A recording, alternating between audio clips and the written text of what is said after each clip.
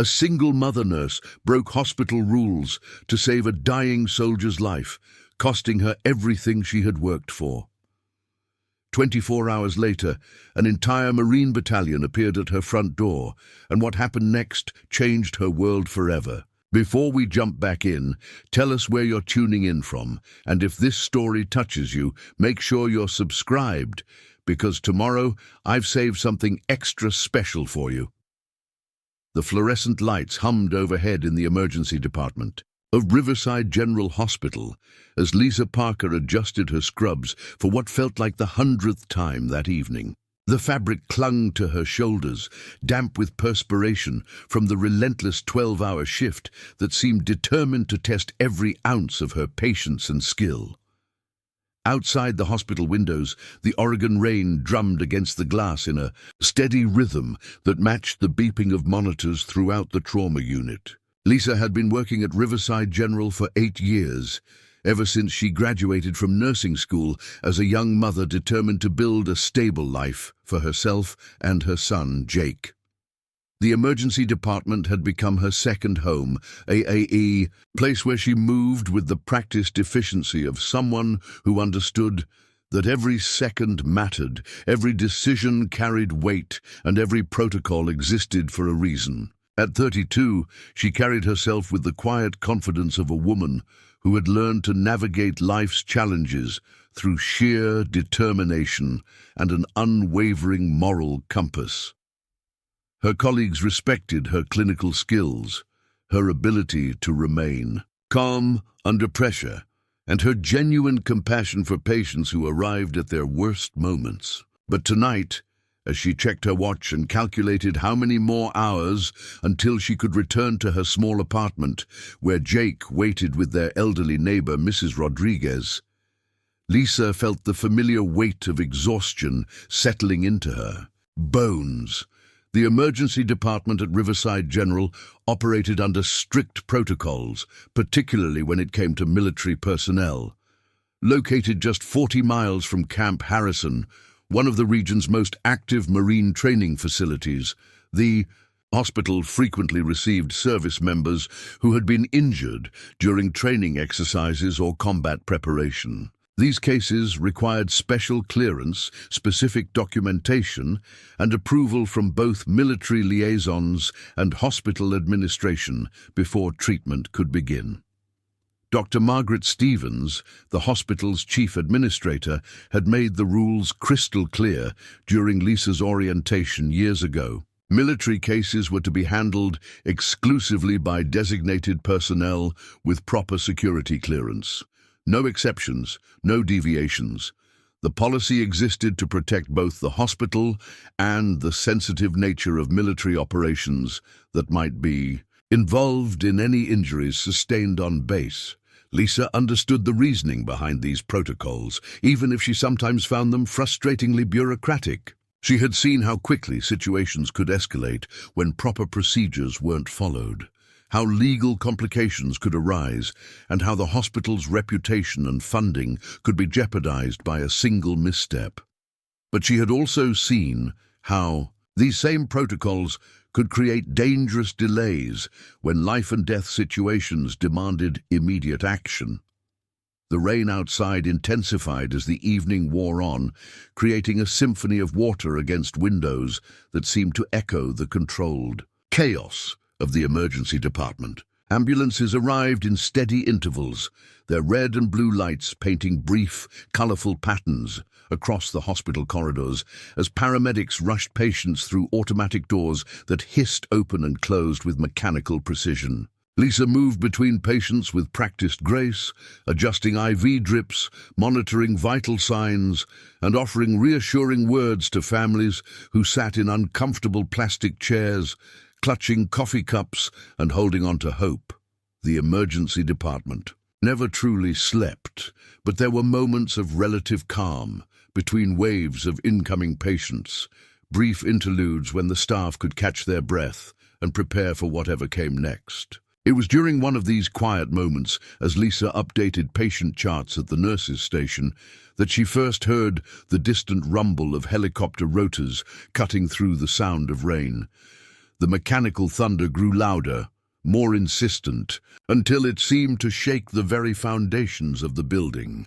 Emergency helicopters weren't uncommon at Riverside General, but something about the urgency of this approach made Lisa look up from her paperwork. Amanda Walsh, her closest friend and fellow nurse, appeared at the station with worry etched across her face. The two women had worked together for nearly 6 years, developing the kind of professional shorthand and mutual trust that made them an effective team during the most challenging cases. Amanda's usually cheerful demeanor had been replaced by an expression of concern that immediately put Lisa on alert. The helicopter's rotors grew deafeningly loud as it approached the hospital's landing pad, a concrete platform on the roof that connected to the emergency department through a series of elevators and corridors designed for rapid patient transport. Through the windows, Lisa could see the aircraft's searchlight sweeping across the hospital grounds, cutting through the darkness and rain like a beacon of urgency. Within minutes, the familiar sound of rapid footsteps echoed through the corridors as the trauma team prepared to receive whatever critical case was being delivered. The emergency department's atmosphere shifted instantly, taking on the focused intensity that accompanied truly serious situations. Conversations stopped mid-sentence, non-essential activities were suspended, and everyone's attention turned toward the elevators that would soon deliver a patient whose condition was serious. Enough to warrant emergency helicopter transport in dangerous weather conditions. Lisa felt her pulse quicken as she watched Dr. Stevens emerge from her office, clipboard in hand, moving with the purposeful stride of someone accustomed to making difficult decisions under pressure. The administrator's presence in the emergency department during active trauma cases usually meant that complicated paperwork, insurance issues, or special protocols would be involved. The elevator doors opened with a soft chime that seemed almost polite compared to the urgency of the situation. Paramedics burst through the opening, wheeling a stretcher that carried a figure covered in blood-soaked bandages. Even from a distance, Lisa could see the distinctive pattern of military fatigues beneath the medical equipment and emergency blankets that surrounded the patient.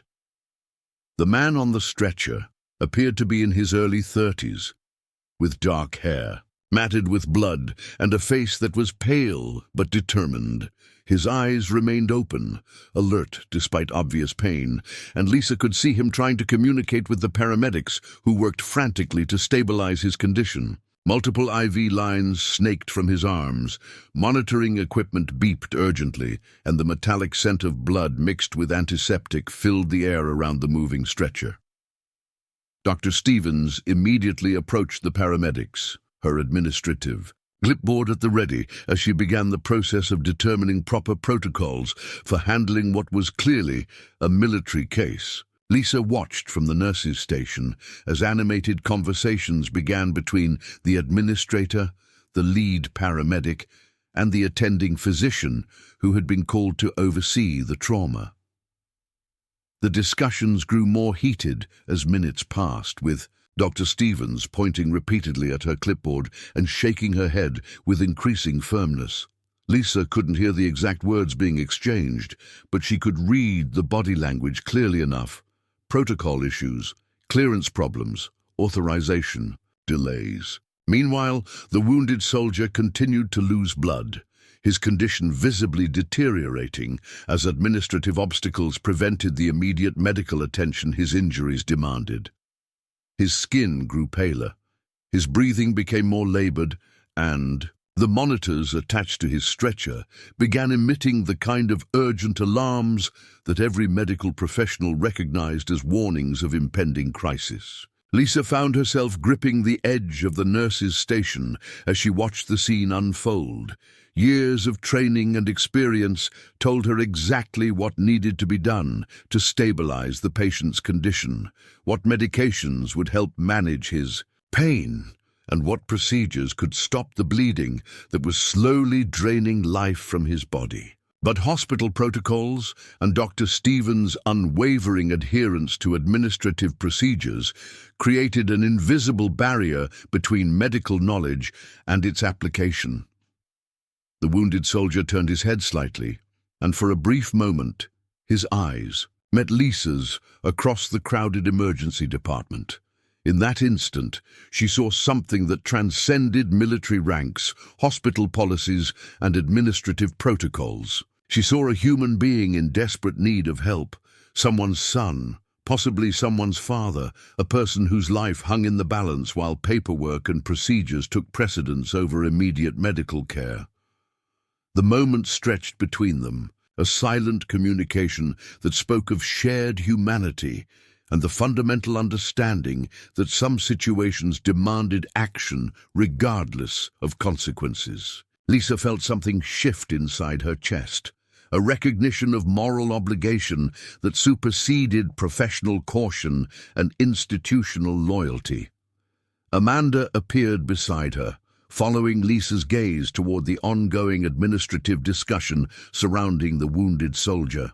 The two nurses exchanged a look that conveyed years of shared experience, mutual respect, and the unspoken understanding that sometimes doing the right thing required courage to challenge systems that prioritized rules over lives. The monitors, attached to the soldier's stretcher, began emitting more urgent alarms, their electronic warnings cutting through the heated conversations between Dr. Stevens and the medical team. Lisa could see the patient's condition deteriorating in real time, could recognize the signs of shock setting in, could calculate how much time remained before administrative delays transformed a treatable emergency into a preventable tragedy. Dr. Stevens continued her animated discussion with the attending physician, gesturing emphatically at her clipboard while precious minutes ticked away. The hospital's protocols required specific military clearances, particular forms of documentation, and approval from designated personnel who weren't immediately available. The system that was designed to protect both institution and patient had become an obstacle to the very care it was meant to facilitate. Lisa looked around the emergency department, taking in the familiar sights and sounds that had defined her professional life for nearly a decade. The beeping monitors, the antiseptic smell, the controlled chaos of medical professionals working to save lives. She thought about Jake waiting at home, about the small apartment they shared, about the stable job that provided health insurance and steady income for their modest but secure existence. Then she looked back at the wounded soldier, whose breathing had become increasingly shallow as his body fought to compensate for blood loss and trauma. His eyes remained alert, aware of his surroundings despite his deteriorating condition, and Lisa could see the fear beginning to mix with determination in his expression. The administrative discussion showed no signs of resolution. "Doctor, preparing and narrating this story took us a lot of time, so if you are enjoying it, subscribe to our channel. It means a lot to us. Now back to the story." Stevens remained firm in her insistence on proper protocols, while the medical team grew increasingly frustrated with delays that were clearly endangering their patient's life. The wounded soldier's vital signs continued to decline, and Lisa realized with growing certainty that protocol adherence was about to cost a man his life.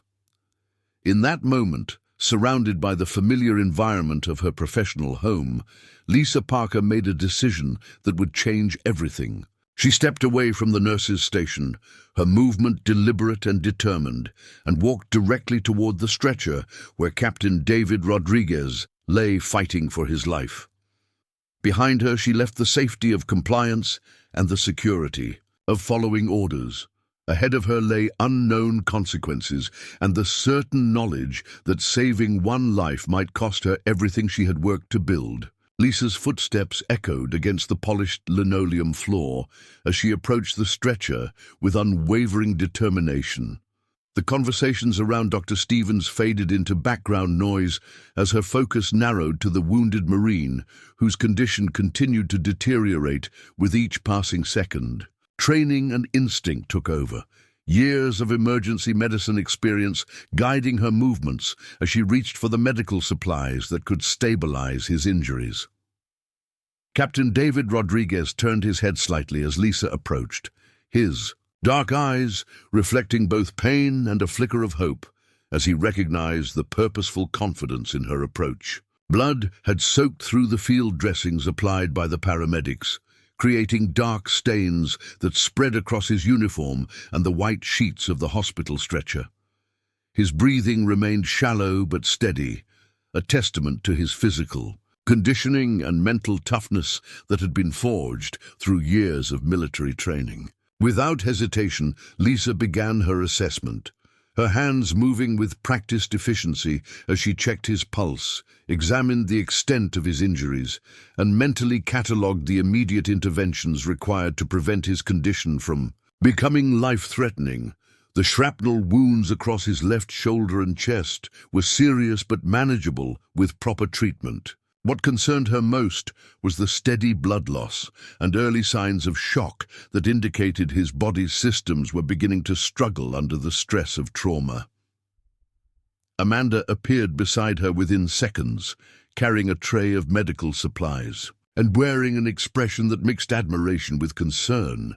The two nurses had worked together long enough to communicate without words during emergency situations, and Amanda immediately understood that Lisa had decided to prioritize patient care over hospital protocols. Without speaking, she positioned herself to assist with whatever procedures Lisa deemed necessary. The wounded Marine attempted to speak, his voice barely above a whisper, as he struggled to convey information that seemed urgent despite his weakened condition. Lisa leaned closer, placing a reassuring hand on his uninjured shoulder as she strained to hear his words above the ambient noise of the emergency department. "Training exercise," he managed to say, his voice rough with pain and effort. "Explosive. Malfunction. My men, they're safe. Just me caught in the blast." The relief in his voice when he mentioned his fellow Marines was unmistakable, revealing the depth of responsibility and care he felt for those under his command.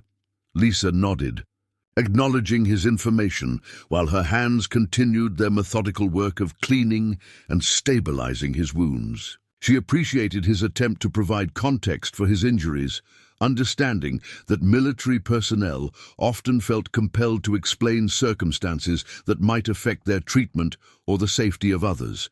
His concern for his men, even while seriously injured himself, spoke to the character and leadership qualities that had likely earned him his rank.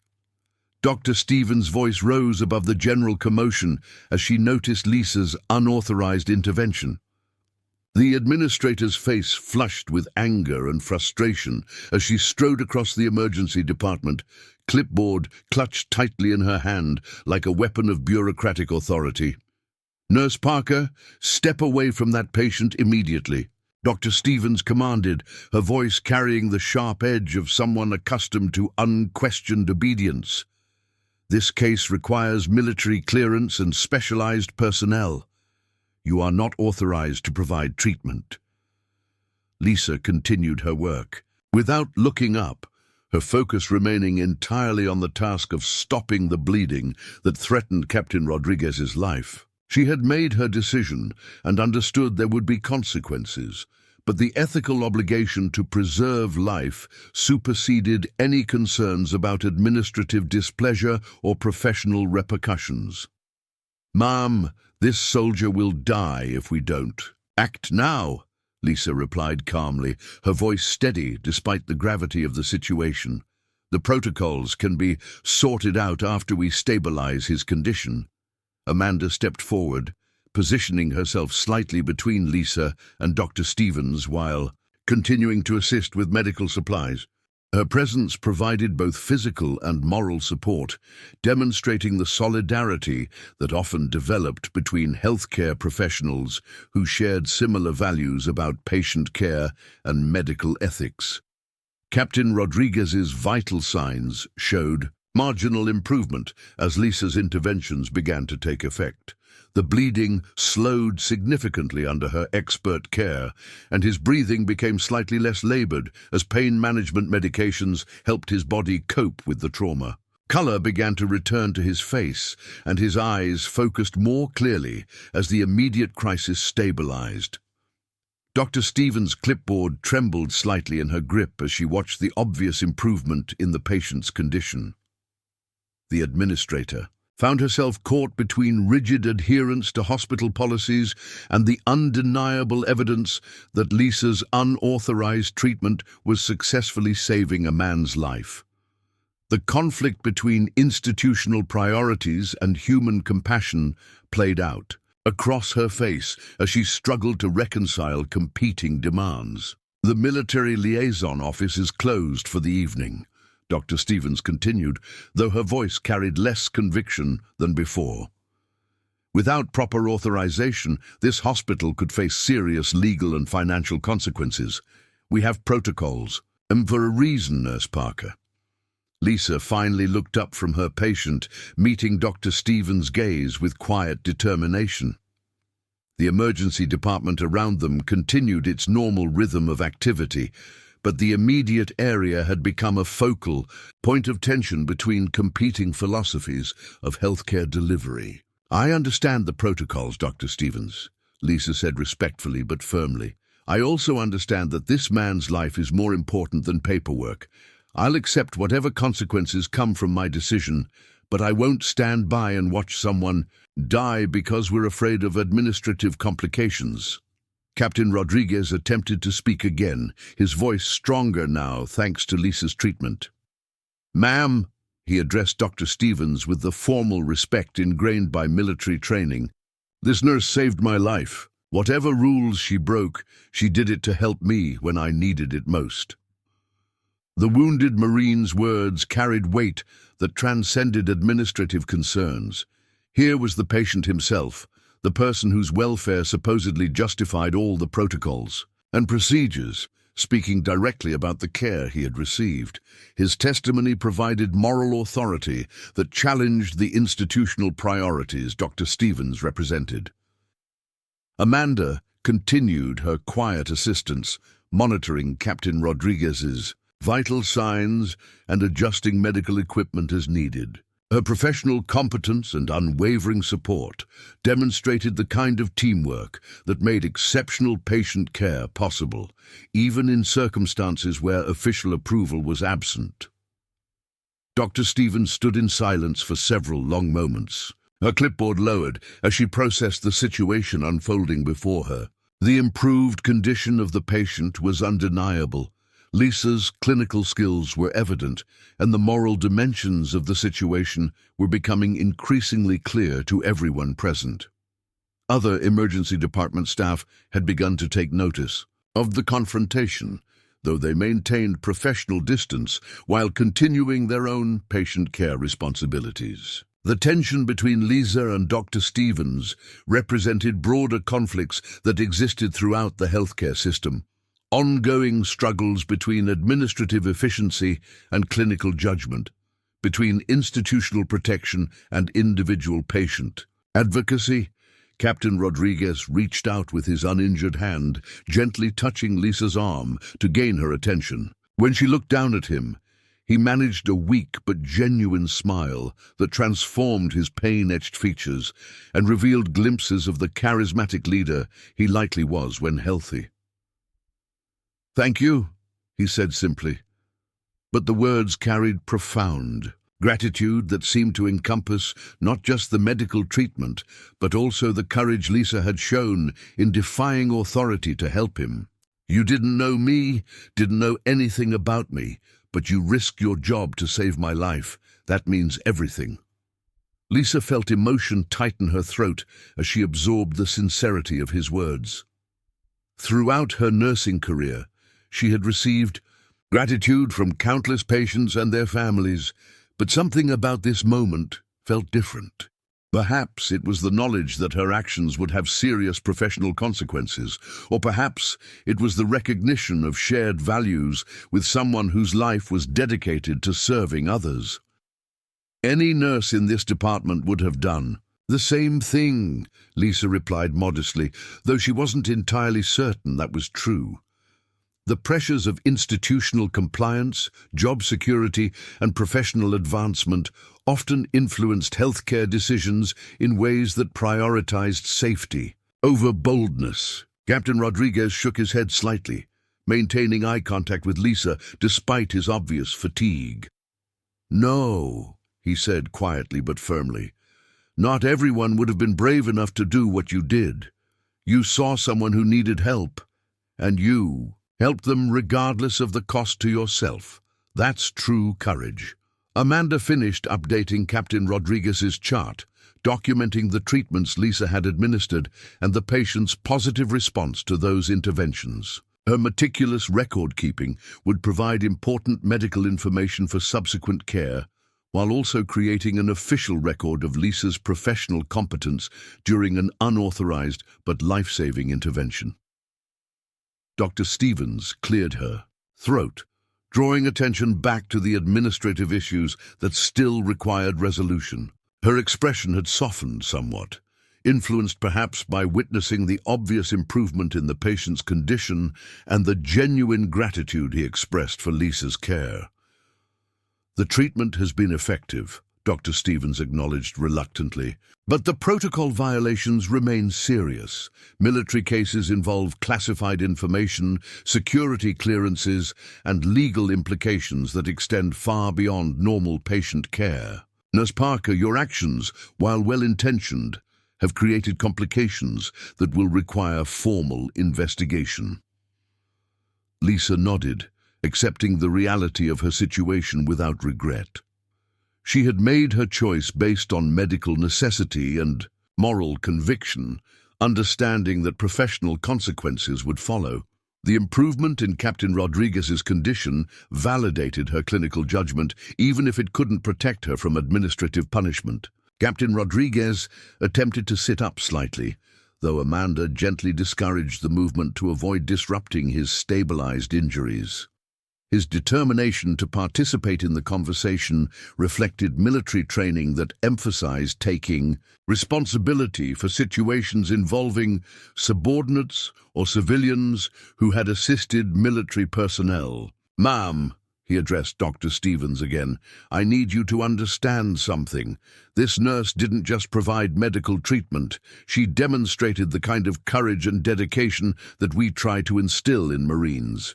If there are consequences for her actions, then there should be recognition for her character." The wounded Marine's words carried an authority that came from experience with life and death decisions, leadership responsibilities, and the complex moral calculations required. In military service, his perspective offered a different framework for evaluating Lisa's actions, one that prioritized results over procedures and character over compliance. Dr. Stevens appeared to consider his words carefully, though her position as hospital administrator required her to balance competing concerns about legal liability, institutional reputation, and regulatory compliance. The situation had evolved beyond simple protocol violation into a complex intersection of medical ethics, administrative policy, and human values. Amanda completed her documentation and stepped closer to Lisa, offering quiet support through her presence. The two nurses had worked together through countless emergencies, but this situation felt different because of its potential long-term consequences for Lisa's career and financial security. "I'll need to file a formal report about this incident," Dr. Stevens announced, her tone professional but not unkind. "There will be a review process that examines both the protocol violations and the medical outcomes. Nurse Parker, you should prepare for possible suspension pending investigation." Lisa accepted this information with the same calm determination she had shown throughout the emergency. She understood that her decision to prioritize patient care over administrative compliance would have professional costs, but she also knew she would make the same choice again if faced with similar circumstances. Captain Rodriguez struggled to maintain consciousness as the combination of blood loss, pain medication, and physical exhaustion began to take its toll. Before closing his eyes, he managed to speak once more, his voice carrying conviction despite his weakened state. "Nurse Parker," he said slowly, ensuring each word was clear, "you saved my life tonight. Whatever happens because of that, I want you to know that what you did mattered. It mattered to me, and it should matter to everyone." As Captain Rodriguez finally allowed exhaustion to claim him, his words hung in the air of the emergency department like a benediction. Lisa watched his breathing settle into the steady rhythm of medicated sleep, satisfied that her interventions had successfully stabilized his condition and given him the medical foundation needed for full recovery. Dr. Stevens stood quietly for several moments, observing the peaceful expression on the wounded Marine's face and the obvious competence Lisa had demonstrated throughout the crisis. The administrator's clipboard seemed less important now, a symbol of institutional priorities that had been challenged by the fundamental human values displayed in the past hour. "The formal review will begin tomorrow," Dr. Stevens said finally, her voice lacking its earlier sharp edge. "Until then, you should complete your shift and prepare for whatever comes next." Lisa nodded, understanding that her evening had irrevocably changed the trajectory of her career and possibly her life. She had chosen courage over caution, patient welfare over personal security, and moral conviction over institutional loyalty. The consequences remained unknown, but the rightness of her decision felt unshakable. As Captain Rodriguez was transferred to a private room for continued observation and treatment, Lisa returned to her other patients and responsibilities. The emergency department resumed its normal rhythm, but something fundamental had shifted. In the atmosphere, word of her actions spread quietly among the staff, creating ripples of conversation about professional courage, institutional priorities, and the sometimes conflicting demands of healthcare delivery. Amanda remained close throughout the remainder of their shift, providing both practical assistance and emotional support as Lisa processed the magnitude of what had just occurred. The two friends worked together with their usual efficiency, but an undercurrent of concern about the future colored their interactions. Hours later, as Lisa finally prepared to leave the hospital and return home to Jake, she reflected on the events that had transformed an ordinary evening into a defining moment of her career. She had acted according to her conscience and professional training, but the full implications of that choice remained to be discovered. The rain had stopped by the time Lisa stepped outside into the cool Oregon night, leaving the air fresh and clean with the scent of wet earth and growing things. As she walked toward her car, she carried with her the knowledge that she had saved a life and the uncertainty of what that act of courage would ultimately cost her. The morning sun filtered through the thin curtains of Lisa's small apartment. As she sat at her kitchen table, staring at the official hospital envelope that had been slipped under her door sometime during the night. Her hands trembled slightly as she held the crisp white paper, knowing that its contents would determine whether she still had a job to return to that evening. Jake moved quietly around the kitchen, preparing his own breakfast with the independence that comes from having a working mother who had taught him early responsibility. "Mum, you okay?" Jake asked, his 9-year-old voice carrying the perceptive concern that children develop when they learn to read their parents' moods and anxieties. He paused in spreading peanut butter on his toast, studying his mother's face. With eyes that held wisdom beyond his years, Lisa forced a smile, folding the letter and placing it beside her untouched coffee cup. "Just work stuff, sweetheart. Nothing for you to worry about. The lie came easily, born from years of protecting Jake from the adult concerns that threatened their small but stable world. She had learned long ago to carry her burdens privately, shielding her son from the financial stress, workplace politics, and personal sacrifices that defined single parenthood. The letter remained unopened as Lisa helped Jake finish his morning routine, checking his backpack for homework and lunch money, ensuring his school clothes were properly arranged, and reviewing his after-school plans with Mrs. Rodriguez, their elderly neighbor, who had become an extended family member through necessity and mutual affection. These familiar rituals provided comfort and normalcy, anchoring Lisa to the life she had built through determination and careful planning. After Jake left for school, Lisa finally opened the envelope with the deliberate care of someone preparing for potentially devastating news. The official hospital letterhead seemed to mock her with its professional formatting and institutional authority. Dr. Stevens had written the suspension notice herself, using formal language that transformed the previous evening's moral choice into a series of policy violations and procedural failures.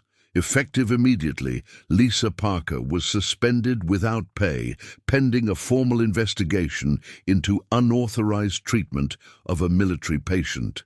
The letter detailed specific protocol violations, potential legal ramifications, and the hospital's need to protect itself from liability issues related to security clearances and classified information. Her nursing license remained valid, but her employment status had been reduced to administrative limbo while bureaucrats decided her professional fate. Lisa read the letter twice, absorbing the clinical language that reduced her 8 years of dedicated service and life-saving intervention to a series of infractions requiring disciplinary action. The suspension would last a minimum of 2 weeks, with the possibility of termination depending on the investigation's findings and the hospital's assessment of legal risks associated with her actions. The financial implications hit her immediately. 2 weeks without pay meant choosing between rent and groceries, between Jake's school supplies and utility bills. Their modest savings account contained barely enough to cover 1 month's expenses, and Lisa's careful budgeting assumed steady income from her nursing position. The suspension threatened to unravel years of financial stability, achieved through disciplined spending and constant vigilance. She calculated quickly in her head, mentally reviewing their monthly expenses and identifying areas where costs could be reduced. Jake's after-school program would have to be cancelled, meaning she would need to arrange alternative childcare. The small luxuries they allowed themselves, occasional dinners out or new books from the bookstore, would disappear entirely. Even with careful management, 2 weeks without income would create debts that would take months to recover from. The telephone rang as Lisa struggled to process the full impact of her situation. Amanda's voice carried warmth and concern as she called to check on her friend and offer whatever support might be helpful during the uncertain days ahead. "I heard about the suspension," Amanda said without preamble. "Dr. Stevens announced it during the morning staff meeting. Most of the nurses think you did the right thing, even if the administration doesn't see it that way." Lisa appreciated the solidarity, though it couldn't change her immediate circumstances. Professional support from colleagues provided emotional comfort, but offered little protection from the practical consequences of challenging institutional authority. The hospital's decision had been made, and sympathy from fellow nurses wouldn't restore her income or job security. "How's the Marine doing?" Lisa asked, genuinely concerned about Captain Rodriguez's recovery despite her own professional crisis. Patient welfare remained her primary concern, even when helping patients had resulted in personal hardship. "He's stable and recovering well," Amanda reported. "The attending physician said your treatment probably saved his life. The irony isn't lost on anyone here. You get suspended for providing care that prevented a fatality. The conversation continued for several minutes, with Amanda providing updates about emergency department operations and expressing frustration with hospital policies that prioritized administrative compliance over clinical judgment. Her loyalty meant everything to Lisa, representing the professional relationships and shared values that had made nursing more than just a job. After ending the call, Lisa began the process of adjusting to her new reality. She contacted Jake's school to explain potential changes in their pickup arrangements, called their landlord to discuss possible payment delays, and reviewed her nursing license requirements to ensure compliance with continuing education obligations that might affect her future employment prospects. The morning passed slowly as Lisa dealt with the practical details of unexpected unemployment. Each phone call reminded her of how precarious their financial situation had become, how quickly stability could transform into uncertainty when institutional power decided to assert itself against individual conscience. Around noon, as Lisa sat reviewing their household budget for the third time, searching for additional areas where expenses could be reduced, an unusual sound began to penetrate the quiet atmosphere of their residential neighborhood. At first, it seemed like distant traffic or construction noise, but gradually the sound resolved into something more distinctive and purposeful. Military vehicles were approaching Maple Street. Lisa moved to her front window, pushing aside the curtains to peer out at the normally quiet residential area, where children played on sidewalks and neighbors tended small gardens behind chain-link fences. What she saw defied explanation and challenged every assumption she had made about the consequences of the previous evening's events. A convoy of military vehicles was turning onto her street, moving with the precise coordination that characterized official military operations. The lead vehicle was followed by several others, creating an impressive display of organized presence that seemed entirely out of place in the modest neighborhood where Lisa had lived for the past 5 years. As the convoy approached her apartment building, Lisa noticed neighbors emerging from their homes and businesses, drawn by curiosity about the unusual military presence in their civilian community. Children stopped their games to stare at the vehicles, while adults gathered in small groups to speculate about the purpose of such an official visit to their quiet residential area. The lead vehicle pulled to a stop directly in front of Lisa's building, followed by the others in a formation that spoke to careful planning and official purpose. Lisa watched in growing amazement as uniformed Marines began exiting the vehicles, their movements crisp and professional as they arranged themselves in formation on the sidewalk. Colonel James Mitchell emerged from the lead vehicle, his bearing and uniform indicating senior rank and significant authority within the military hierarchy. He was accompanied by several other officers, all wearing dress uniforms that suggested ceremonial rather than operational purposes for their visit. Lisa's heart raced as she realized the military presence was somehow connected to the previous evening's events at the hospital. Her mind raced through possibilities, most of them involving legal complications, security investigations, or official disapproval of her unauthorized treatment of Captain Rodriguez. The formal nature of the military presence suggested serious consequences that could extend far beyond hospital suspension. Colonel Mitchell approached the front door of Lisa's building, accompanied by 2 other officers who carried themselves with the dignity and purpose that characterized military personnel engaged in official duties. Their knock on the door was firm but respectful, carrying the authority of official business conducted with proper protocol and consideration.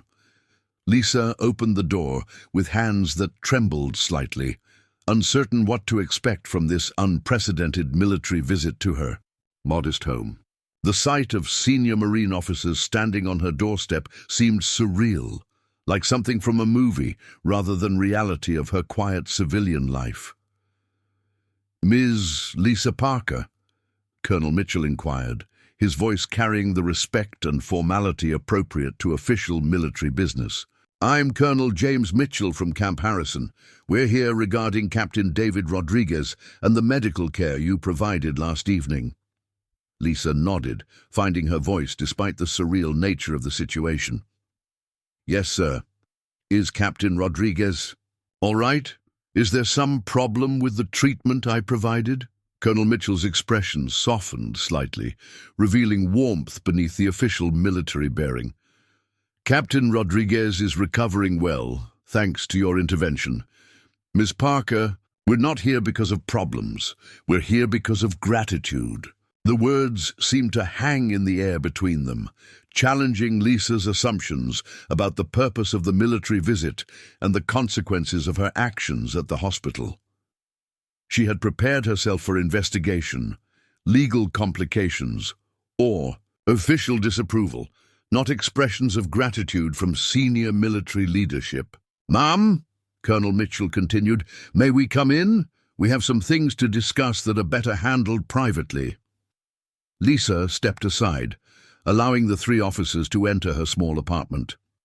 The military presence seemed to fill the modest space, transforming her familiar living room into something that felt both honored and overwhelmed by official attention. Colonel Mitchell looked around the apartment with observant eyes that took in the carefully maintained furniture, the photographs of Jake on various surfaces, and the obvious signs of a life built through hard work and careful management of limited resources. His expression reflected understanding and respect for the sacrifices and dedication evident in Lisa's domestic environment. "Ms. Parker," Colonel Mitchell began, settling into the chair Lisa offered while maintaining his military posture.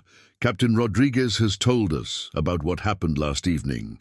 He's described your courage in defying hospital protocols to provide life-saving medical care when bureaucratic delays threatened his survival."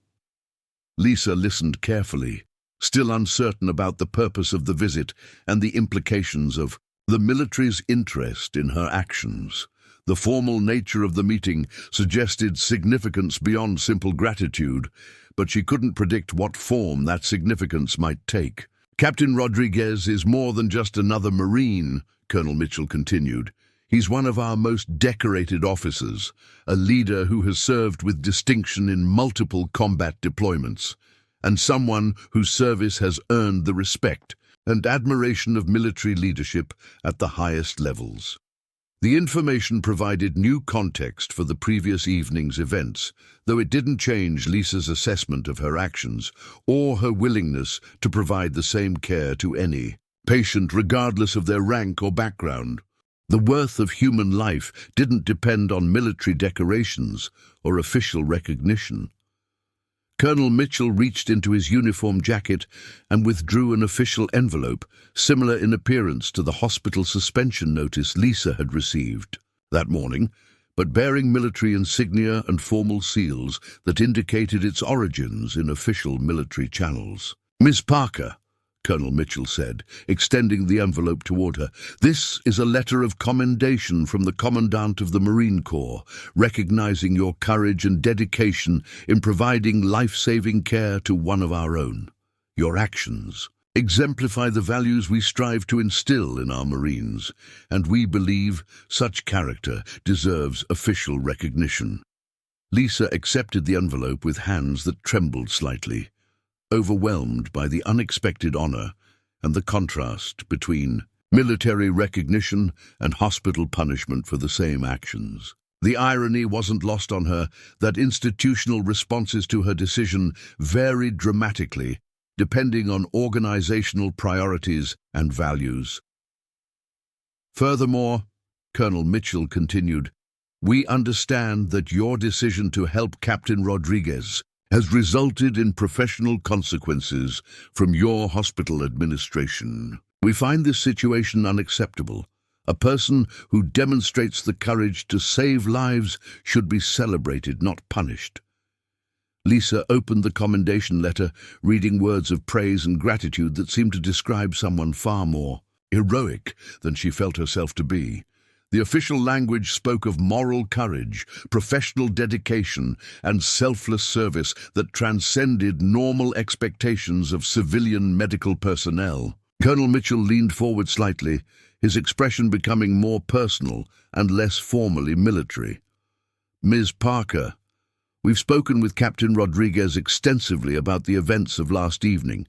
He's told us not just about the medical care you provided, but about the financial and professional risks you accepted to help him. We know about your suspension, your loss of income, and the hardships that decision will create for you and your son." The mention of Jake brought Lisa's attention into sharp focus. Her personal situation was one thing, but any implications for her son's welfare elevated the stakes considerably. She had made her decision based on medical necessity and moral conviction, but she couldn't ignore the practical consequences for the child who depended entirely on her income and stability. "We also know," Colonel Mitchell continued, "that you're a single mother working to support your family through nursing, that you've built a stable life through hard work and dedication, and that your courage in helping Captain Rodriguez shouldn't result in financial hardship or professional destruction." Lisa wondered how the military had obtained such detailed information about her personal circumstances, but she appreciated the thoroughness of their understanding. It suggested that their visit was based on comprehensive knowledge rather than superficial gratitude. "Ms. Parker," Colonel Mitchell said, his voice taking on the tone of someone making an important announcement, "the Marine Corps has a long tradition of taking care of those who take care of us. We don't forget when civilians put themselves at risk to help our people, and we don't allow such courage to go unrewarded." He reached into his jacket again, withdrawing another official document that bore different seals and formatting from the commendation letter. This document appeared to be more substantial, consisting of multiple pages that suggested complex legal or financial arrangements. "We've established an educational trust fund for your son Jake," Colonel Mitchell announced, ensuring that his future educational opportunities won't be limited by financial constraints. "The fund will cover all expenses for his education through college, including tuition, books, housing, and living expenses at any accredited institution he chooses to attend." Lisa felt the world shift slightly around her as she processed the magnitude of what Colonel Mitchell had just announced.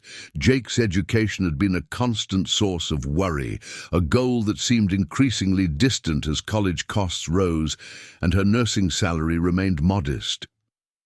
The trust fund represented financial security that would transform her son's future possibilities.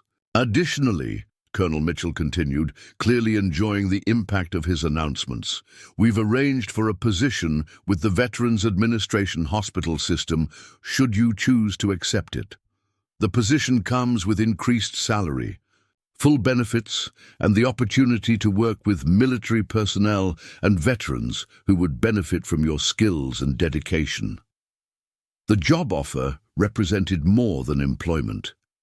It offered professional validation, financial improvement, and the opportunity to work within a system that valued the same qualities that had led to her suspension from Riverside General. The contrast between institutional responses couldn't have been more dramatic. Colonel Mitchell smiled as he watched Lisa struggle to process the unexpected developments that were transforming her circumstances from punishment to reward, from financial hardship to security and opportunity. "Ms. Parker," he said warmly, "Captain Rodriguez asked me to deliver a personal message. He said that your courage saved his life, and he wanted to make sure that same courage didn't destroy yours. This is how Marines take care of people who take care of Marines." 3 months had passed since that extraordinary morning when Marine officers had transformed Lisa's life with news that seemed too good to be true.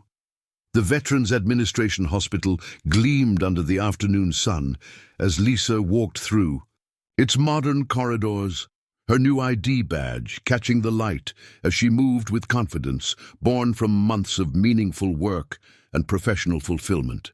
The pristine halls echoed with the purposeful sounds of a medical facility where military precision met compassionate care, creating an environment unlike anything she had experienced during her years at Riverside General. The VA hospital represented everything Lisa had hoped for in a healthcare career but had never dared to dream possible. Here, the protocols existed to serve patients rather than protect administrators, where her clinical judgment was trusted and valued, and where the courage that had cost her previous job was recognized as an essential qualification rather than a liability. The salary increase had eliminated the constant financial stress that had shadowed her life for years, allowing her to focus on patient care without the distraction of wondering whether she could afford groceries or Jake's school supplies. Jake bounded through their new front door, his backpack flying as he launched himself into the spacious living room of the house they now called home. The transition from their cramped apartment to this three-bedroom home in a safe neighborhood with good schools had been like stepping into a different life entirely. The house came with a yard where Jake could play, a kitchen large enough for them to cook together, and most importantly, enough space for both of them to grow and pursue their dreams without the constraints of financial limitation. "Mom, guess what happened at school today?" Jake exclaimed, his eyes bright with excitement as he dumped his backpack on the floor and immediately began rummaging through its contents. His enthusiasm was infectious, and Lisa found herself smiling before she even heard his news. These moments of shared joy had become more frequent since their circumstances improved, as if the removal of financial stress had allowed both of them to experience life with greater lightness and spontaneity. "Mrs. Carter says I can enter the state science fair with my project about Mars colonization," Jake continued, pulling out a folder filled with drawings of spacecraft and detailed notes about planetary atmospheric conditions. "She thinks I might actually win something, and the winner gets to visit the Space Center this summer." Lisa examined his meticulously crafted project, marveling at the depth of research and creative thinking her 9-year-old son had invested in his work. The diagrams showed sophisticated understanding of engineering principles, while his written explanations demonstrated scientific reasoning that impressed even his teachers. The transformation in Jake's academic confidence since they had moved to a better school district was remarkable, as if removing financial worry had freed him to explore his intellectual curiosity without limitation. "This is incredible work, sweetheart," Lisa said, genuinely amazed by the quality of his project. "Captain Rodriguez would be so proud to see how you've developed your interest in space exploration." Captain Rodriguez had visited them twice since his recovery, bringing Jake books about aerospace engineering and spending hours discussing the technical challenges of space travel with the enthusiasm of someone who genuinely enjoyed sharing knowledge with an eager young mind. The friendship that had developed between the wounded Marine and the boy whose mother had saved his life had become one of the unexpected gifts emerging from that night in the emergency department. The doorbell rang just as Lisa was helping Jake organize his science fair materials, and she opened it to find Amanda standing on the porch with a bottle of wine and an expression of exhausted frustration that Lisa recognized from their years working together at Riverside General. "I hope you don't mind me dropping by unannounced," Amanda said, holding up the wine bottle like a peace offering. "I just finished another 16-hour shift, and I needed to see how normal people live." Lisa welcomed her friend inside, genuinely happy to see Amanda despite the exhaustion and stress that seemed to follow her like a shadow. The contrast between their current situations wasn't lost on either woman. While Lisa had found professional fulfillment and financial security through her courage in helping Captain Rodriguez, Amanda remained trapped in the same dysfunctional system that had punished Lisa for prioritizing patient care over administrative protocols. They settled in the comfortable living room while Jake retreated to his bedroom to continue working on his science project, giving the two women privacy to discuss the challenges that continued to plague Riverside General's emergency department. Dr. Stevens is still there, still enforcing those same rigid protocols, Amanda reported, her voice carrying the weariness of someone fighting a losing battle against institutional dysfunction. Last week, we had another situation where administrative delays compromised patient care, but nobody had the courage to challenge the system like you did. Lisa listened with sympathy and growing concern for her former colleagues who remained trapped in an environment where institutional priorities consistently overrode clinical judgment and patient welfare. Her departure from Riverside General had removed one voice of conscience from the emergency department, potentially making it easier for administrative convenience to triumph over medical necessity. "The nursing staff talks about you constantly," Amanda continued, settling back into the comfortable couch that represented luxuries Lisa could never have afforded during her years of financial struggle. "You've become something of a legend, the nurse who risked everything to save a patient's life and ended up better off because of her courage." The description made Lisa uncomfortable, as she had never considered herself heroic or particularly courageous. Her decision to help Captain Rodriguez had been based on professional training and moral instinct rather than calculated bravery, and the positive outcomes had been entirely unexpected rather than planned. "I just did what any nurse should do when someone's life is in danger," Lisa replied modestly. "The fact that it worked out well for us was pure luck."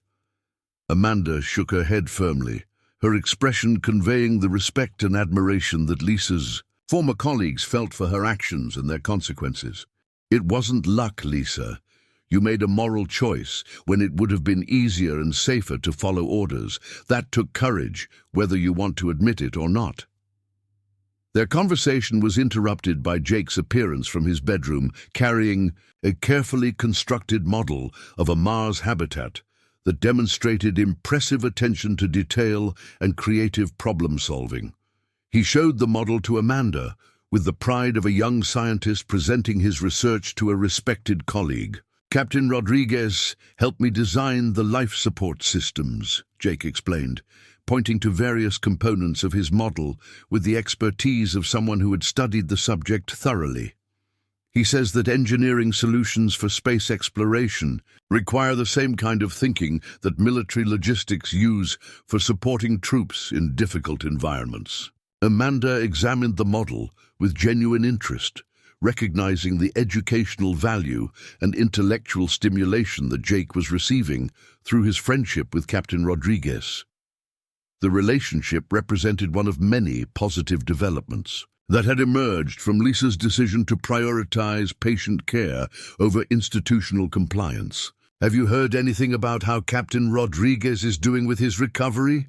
Amanda asked, returning her attention to Lisa as Jake disappeared back into his room to continue his project work. "He's doing very well," Lisa reported, feeling genuine satisfaction about the successful outcome of her emergency treatment. "He returned to active duty last month, and he's been assigned to a training position where he can share his experience with younger Marines. He says the injury actually led to a promotion and new responsibilities that he finds more fulfilling than his previous assignment." The news provided additional validation for Lisa's decision to risk her career for patient welfare. Captain Rodriguez had not only survived and recovered completely, but his experience had led to professional advancement and personal growth that might not have occurred without the crisis that brought them together. Amanda finished her wine and prepared to return to her small apartment and the ongoing challenges of working within a healthcare system that prioritized administrative convenience over clinical excellence. The contrast between her continued struggles and Lisa's transformation wasn't lost on either woman, but their friendship remained strong despite the differences in their circumstances. "I'm proud of what you've accomplished," Amanda said as she prepared to leave. "You've shown that sometimes doing the right thing really does lead to positive outcomes, even when it seems impossible at the time. After Amanda's departure, Lisa spent the evening helping Jake with his homework and preparing for another day at the VA hospital where her skills were valued and her judgment trusted. The routine had become comfortable and fulfilling, providing the stability and purpose that had been missing during her years of financial struggle and professional frustration. The following morning brought news that would further validate Lisa's courage and demonstrate the lasting impact of moral choices made under pressure. Colonel Mitchell called to inform her that Captain Rodriguez had been selected for a prestigious assignment that would involve training military medical personnel in emergency trauma care, directly building on the experience and insights he had gained from his own treatment and recovery. Captain Rodriguez specifically requested that you be involved in developing the training curriculum, Colonel Mitchell explained during their phone conversation. He believes that civilian medical professionals have valuable perspectives that could improve military medical protocols, and he wants to ensure that the courage and clinical judgment you demonstrated become part of standard training. The opportunity represented professional recognition at the highest levels of military medical care, acknowledgement that Lisa's decision to prioritize patient welfare over administrative compliance had produced insights valuable enough to influence military training protocols. Her actions had not only saved one life, but potentially improved care for countless future patients. Jake's excitement about his mother's professional recognition matched his enthusiasm for his science fair project, and he insisted on creating a presentation about how my mom became a hero that would accompany his Mars colonization research. His pride in her accomplishments provided emotional satisfaction that transcended any professional recognition or financial reward. The science fair arrived on a crisp Saturday morning, with Jake's presentation drawing crowds of impressed judges and fellow students who marveled at both his technical expertise and his articulate explanation of complex scientific concepts. Lisa watched from the audience as her son confidently fielded questions about atmospheric pressure, radiation shielding, and sustainable life support systems with the knowledge and enthusiasm of a young scientist genuinely passionate about his subject. Captain Rodriguez appeared unexpectedly during Jake's presentation, wearing civilian clothes but carrying himself with the unmistakable bearing of military leadership. He had driven 2 hours from Camp Harrison to attend the science fair, demonstrating the personal investment he felt in Jake's education and development. "Outstanding work, young man," Captain Rodriguez said after Jake completed his presentation to the judges. "Your research shows the kind of systematic thinking and attention to detail that makes for excellent engineering. Have you considered applying to the military academy when you're older?"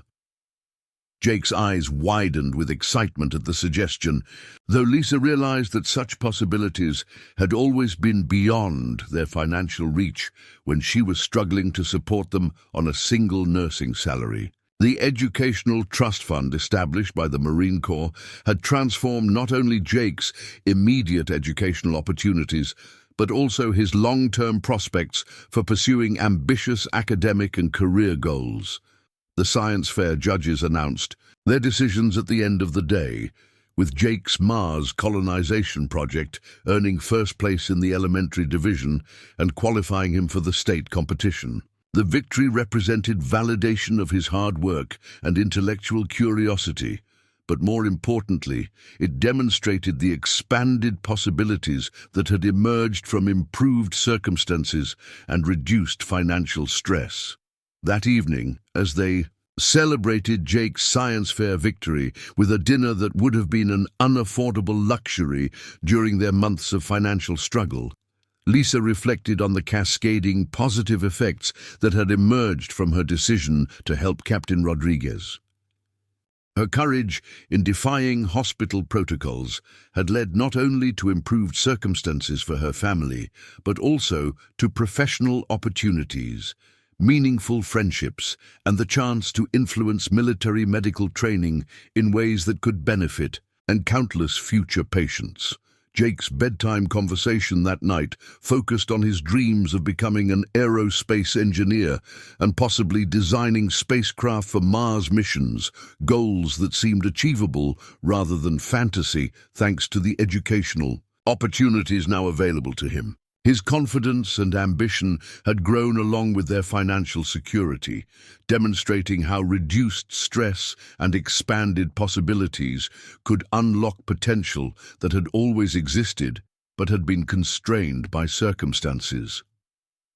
"Mum," Jake said, as Lisa tucked him into bed in his own room in their comfortable house, "do you think Captain Rodriguez knew that helping him would change our whole lives?" Lisa considered the question carefully, thinking about the chain of events that had transformed their circumstances so dramatically. "I think he knew that good actions tend to lead to good outcomes," she replied. "But I don't think anyone could have predicted how much our lives would change." "I'm glad you helped him," Jake said sleepily, "even if it was scary at the time." Lisa kissed her son goodnight and returned to the living room where she could review patient files from the VA hospital, preparing for another day of meaningful work in an environment where her clinical judgment was trusted and valued. The contrast with her previous professional situation remained striking, as if the courage required to challenge institutional dysfunction had opened doors to opportunities that better matched her values and abilities. The phone rang just as she was settling down with her work, and she was surprised to hear Dr. Stevens' voice on the other end of the line. The former hospital administrator's tone was formal but respectful, lacking the sharp edge of authority that had characterized their last interaction in the emergency department. "Ms. Parker," Dr. Stevens began, "I'm calling to inform you that Riverside General has completed its investigation into the events surrounding Captain Rodriguez's treatment. We've concluded that your actions, while technically violating protocols, were medically appropriate and likely prevented a fatality." Lisa listened with interest, but without the anxiety that such a call would have provoked during her months of uncertainty. Her current position at the VA hospital provided professional security that made Riverside General's opinion less crucial to her future prospects.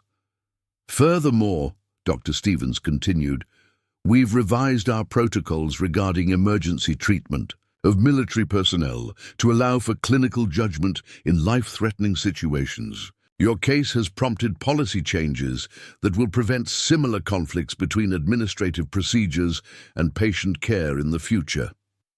The news provided additional validation for Lisa's actions and demonstrated that her courage had produced systemic improvements that would benefit future patients facing similar situations. Her willingness to challenge institutional dysfunction had not only saved Captain Rodriguez's life, but had also improved hospital policies in ways that could prevent others from facing the same impossible choice between following orders and saving lives. "We would welcome your return to Riverside General," Dr. Stevens concluded, "should you ever decide to leave your current position.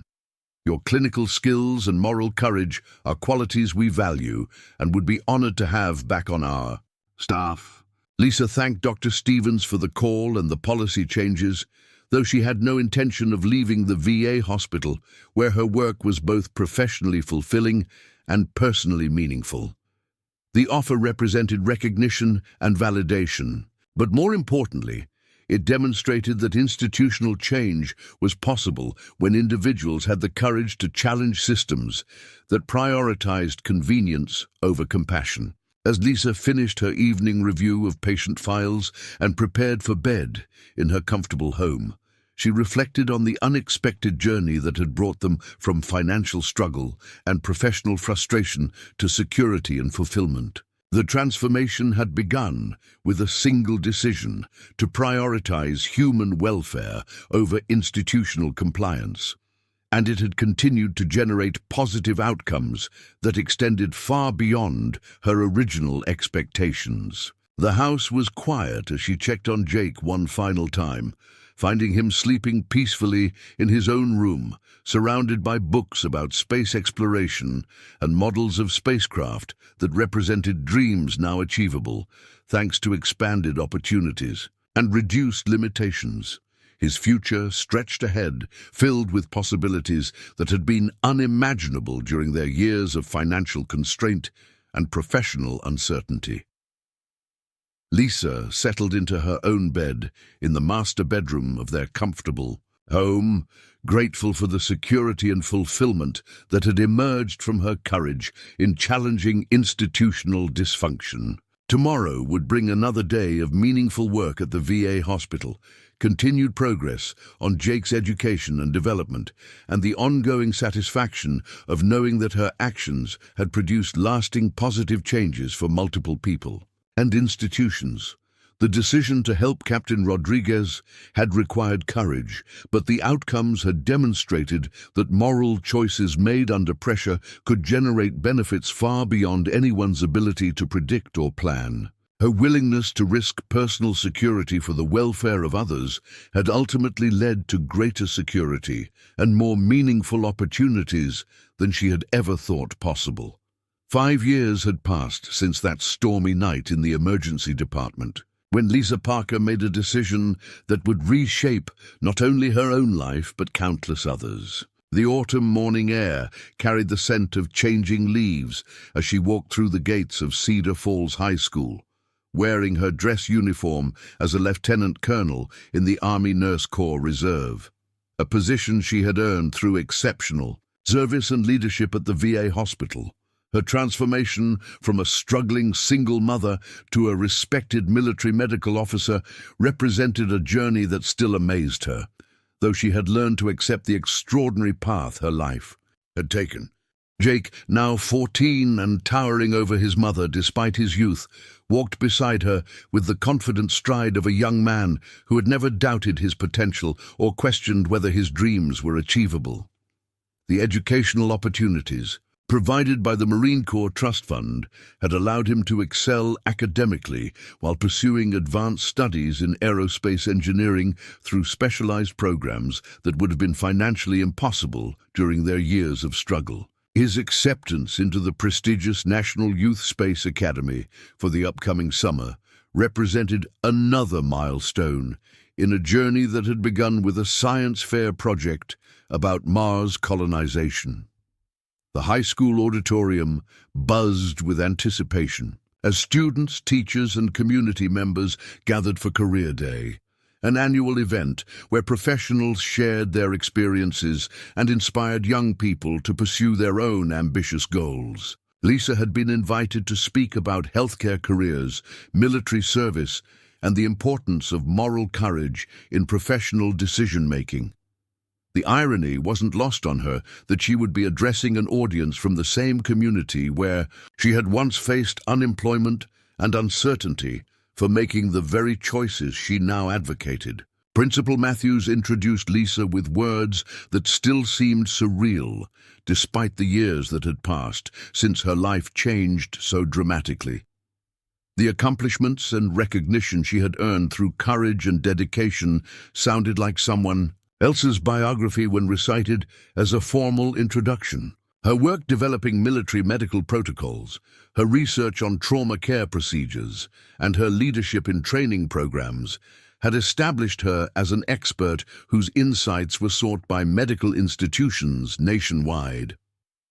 Jake took a seat in the front row, his presence providing comfort and motivation as Lisa prepared to address an audience that included many young people facing the same kinds of uncertainties and limited opportunities that had once defined their own circumstances. His support meant everything to her, representing the continuity and purpose that had guided her through every challenge and triumph of the past 5 years.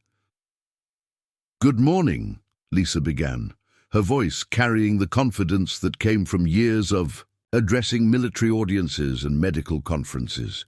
"I want to tell you about a night 5 years ago when I made a decision that cost me my job threatened our financial security, and changed everything about how I understood courage, integrity, and the power of doing what's right, even when it's difficult. The auditorium grew quiet as students and adults alike leaned forward, sensing that they were about to hear something more substantial than the typical career advice presentations that usually characterize such events.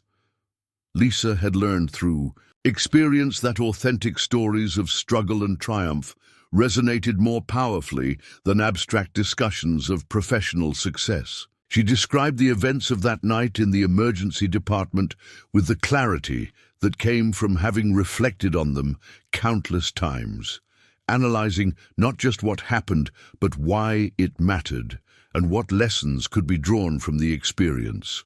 The wounded Marine gasping for breath, the administrative obstacles that threatened his life, the choice between following orders and saving a patient.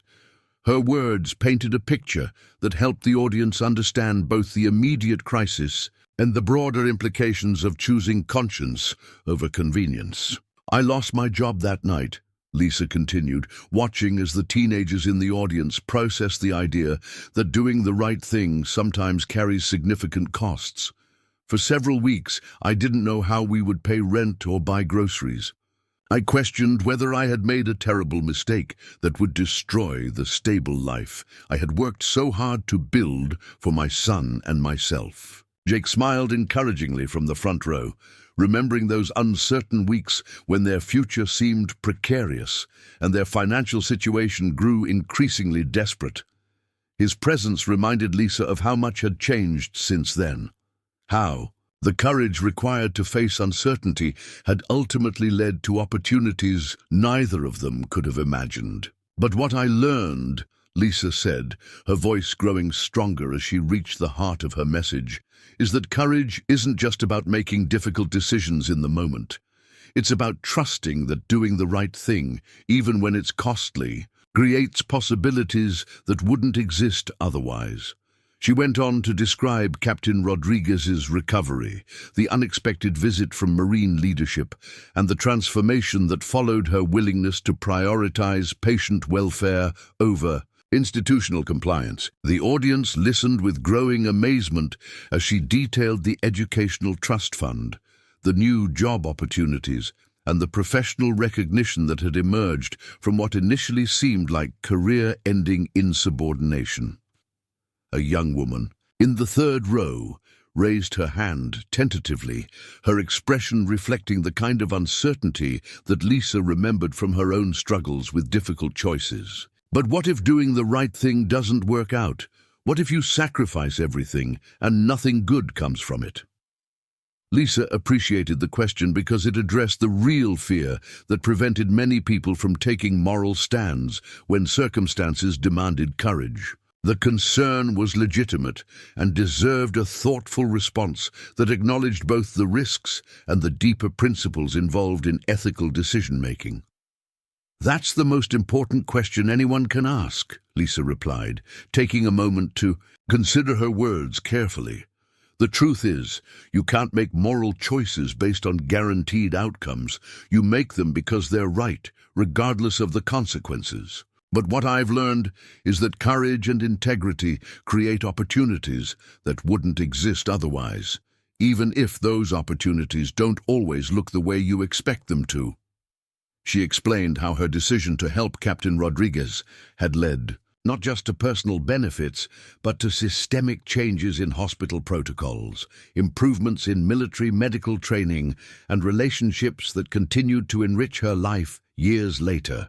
The ripple effects of moral courage extended far beyond individual circumstances to influence institutions, policies, and other people's lives in ways that were impossible to predict, but consistently positive. An older man sitting near the back of the auditorium stood up, his movement causing heads to turn throughout the room.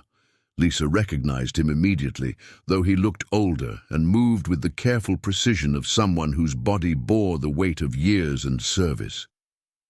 Captain Rodriguez, now Major Rodriguez, following his promotion to a training command position, had driven from Camp Harrison to attend her presentation. "Ma'am," he said, his voice carrying across the auditorium with the respect and formality that characterized military communication. "I hope you don't mind my interrupting, but I think these young people should hear from someone whose life was directly affected by the courage you're describing." Lisa nodded, genuinely pleased to see him, despite the surprise of his unexpected appearance. Their friendship had continued through the years, built on mutual respect and shared understanding of how moral choices could transform circumstances in unexpected ways. Major Rodriguez walked to the front of the auditorium, his bearing reflecting the confidence and authority he had gained through years of leadership and service. The students watched with interest as he positioned himself beside Lisa, creating an impromptu partnership that would provide multiple perspectives on the same events. "5 years ago," Major Rodriguez began, "I was bleeding to death on a hospital stretcher while administrators debated paperwork and protocols. This woman saved my life by choosing to ignore rules that would have killed me while bureaucrats sorted out proper procedures." His words carried weight that came from personal experience rather than abstract principles, providing testimony that validated everything Lisa had said about the importance of prioritizing human welfare over institutional convenience. "But the story doesn't end with medical treatment," Major Rodriguez continued. "Lieutenant Colonel Parker's courage that night started a chain of events that has improved military medical protocols, influenced training programs for thousands of military medical personnel, and demonstrated that civilian healthcare professionals have valuable insights that can enhance military medical care. He went on to describe how Lisa's clinical judgment and willingness to challenge authority had been incorporated into military training programs, teaching young medics and nurses that protocol compliance should never override clinical judgment when lives are at stake.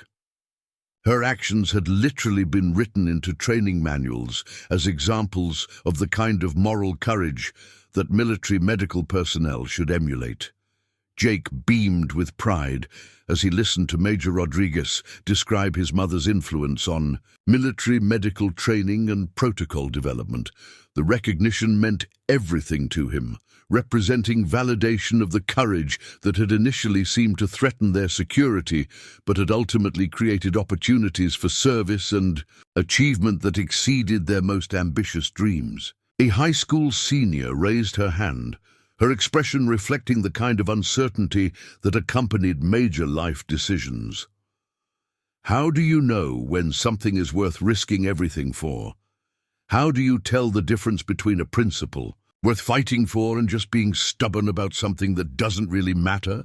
Lisa and Major Rodriguez exchanged glances, recognizing the wisdom of the question and the importance of providing guidance that could help young people navigate their own moral choices with wisdom rather than reckless idealism. "The difference," Lisa replied thoughtfully, "is usually whether your actions are about protecting someone else or just protecting yourself. When I decided to help Major Rodriguez, it wasn't about my career or my convenience. It was about preventing someone from dying while paperwork got sorted out." Major Rodriguez nodded agreement, adding his own perspective, shaped by years of military leadership and life-and-death decision-making. "In the military, we teach people to ask themselves whether their actions serve something larger than their own immediate interests. Are you taking risks to protect others, to serve your community, to uphold principles that matter? Or are you just being difficult because you don't like authority?" The conversation continued for another 30 minutes, with students asking thoughtful questions about moral courage, professional ethics, and the challenge of making difficult decisions under pressure. Lisa found herself energized by their engagement and impressed by their maturity in grappling with complex issues that many adults avoided thinking about seriously. As the presentation concluded and students began filing out of the auditorium, Several approached Lisa and Major Rodriguez with personal questions about military service, healthcare careers, and the practical aspects of standing up for principles, when institutions pressured conformity over conscience. Jake waited patiently as his mother finished conversations with inspired students, his pride evident in his posture and expression. The years had transformed him from an uncertain child, worried about their financial security, into a confident young man whose future stretched ahead, filled with possibilities and opportunities. "Mom," Jake said, as they walked toward the parking lot where Major Rodriguez waited beside his car. "Listening to you and Major Rodriguez talk about that night, I realize I never really understood how scared you must have been. You risked everything. We had to help someone you didn't even know." Lisa considered his observation, remembering the fear and uncertainty that had accompanied her decision to challenge hospital protocols, despite the potential consequences for their financial security and her professional future. "I was terrified," she admitted honestly, "but I was more afraid of living with myself if I let someone die because I was too scared to do my job properly." Major Rodriguez joined their conversation as they reached the parking lot, his expression reflecting the satisfaction that came from participating in an event that might inspire young people to pursue careers in service to others. "Your mother's courage that night changed my life in ways that go far beyond medical treatment," he told Jake. "It gave me a perspective on leadership and moral decision-making that has influenced everything I've done since then. The training, programs we've developed, the policies we've changed, the lives we've saved through improved protocols, all of that started with her willingness to put patient welfare above institutional convenience." Jake listened with the serious attention of someone who understood he was receiving insights that would influence his own approach to difficult decisions throughout his life. The conversation represented more than career advice. It was mentorship from adults who had demonstrated through their actions that moral courage could produce outcomes that benefited not just individuals, but entire communities and institutions. "I've been thinking about applying to the military academy," Jake said, his voice reflecting both excitement and uncertainty about such an ambitious goal. "The aerospace engineering program there is supposed to be the best in the country, and I like the idea of serving something larger than myself." Lisa felt a surge of pride mixed with concern as she considered her son's emerging interest in military service. The opportunities available to him through the Educational Trust Fund made such ambitions achievable, but she also understood the challenges and responsibilities that accompanied military leadership. Major Rodriguez's face lit up with enthusiasm as he considered Jake's potential military career.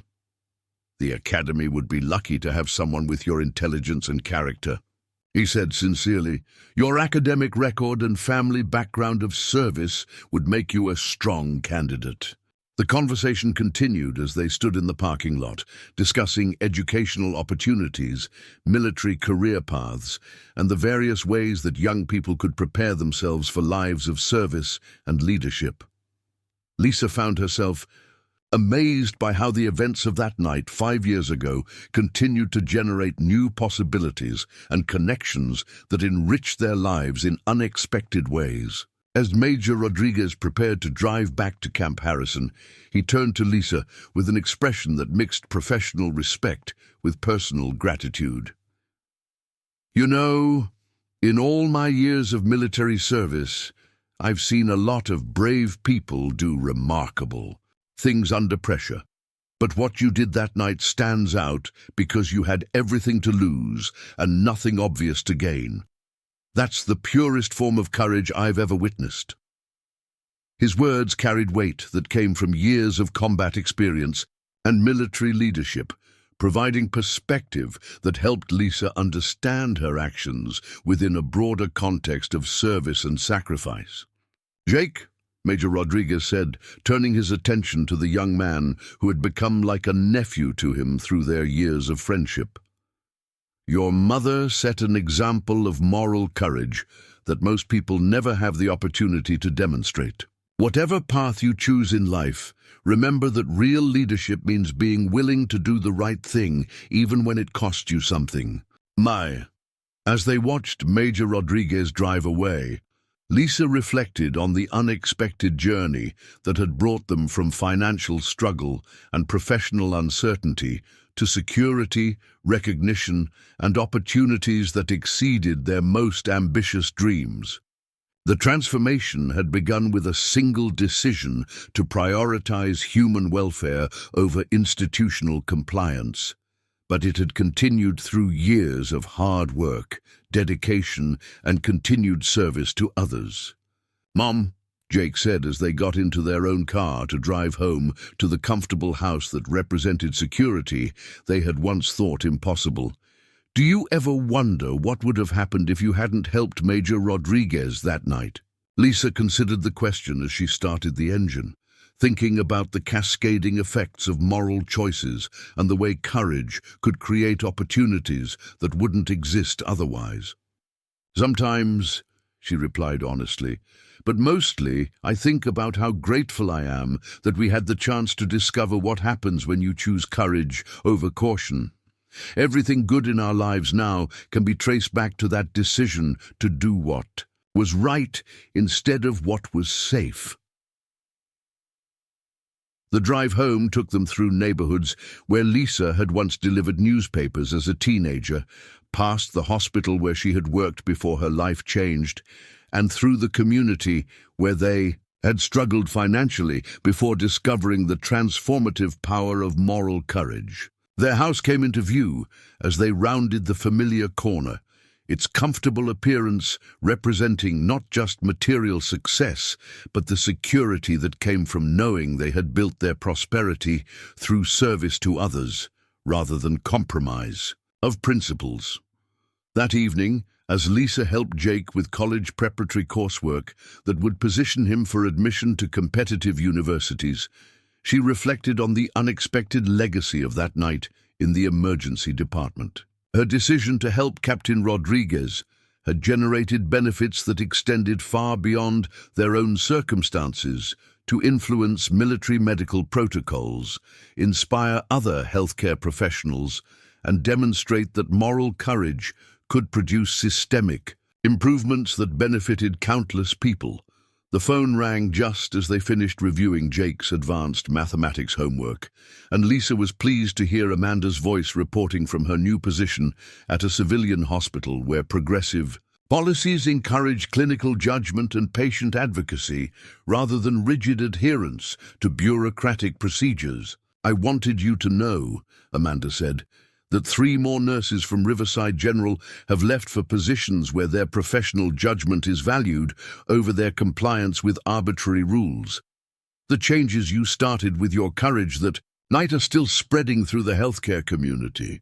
The news provided additional confirmation that moral choices made under pressure could generate positive changes that extended far beyond individual circumstances to influence entire professions and institutions. As Lisa settled into bed that night in their comfortable home, she thought about the young people who had attended her presentation that morning and wondered which of them might face their own moments of moral choice, their own opportunities to demonstrate courage under pressure. She hoped her story might provide encouragement for those future decisions, inspiration to choose principle over convenience when circumstances demanded moral courage. The house was quiet as she checked on Jake one final time, finding him reading about orbital mechanics in preparation for his summer program at the Youth Space Academy. His future stretched ahead, filled with possibilities that had been unimaginable during their years of financial constraint, opportunities that existed because courage had opened doors that compliance would have kept closed forever. Tomorrow would bring another day of meaningful work at the VA hospital, continued progress on Jake's education and development, and the ongoing satisfaction of knowing that her actions had produced lasting positive changes for multiple people and institutions. The decision to help Captain Rodriguez had required courage, but the outcomes had demonstrated that moral choices made under pressure could generate benefits far beyond anyone's ability to predict or plan. Lisa drifted off to sleep, grateful for the security and fulfillment that had emerged from her willingness to challenge institutional dysfunction when human welfare demanded moral courage. Her story had become part of military medical training, healthcare policy discussions, and inspiration for young people facing their own difficult choices between safety and service. The legacy of that stormy night would continue through Jake's future achievements, through the military medical personnel trained in protocols that prioritized patient welfare, and through the countless individuals who might find courage in her example when their own moments of moral choice arrived. Up next, you've got two more standout stories right on your screen. If this one hit the mark, you won't want to pass these up. Just click and check them out.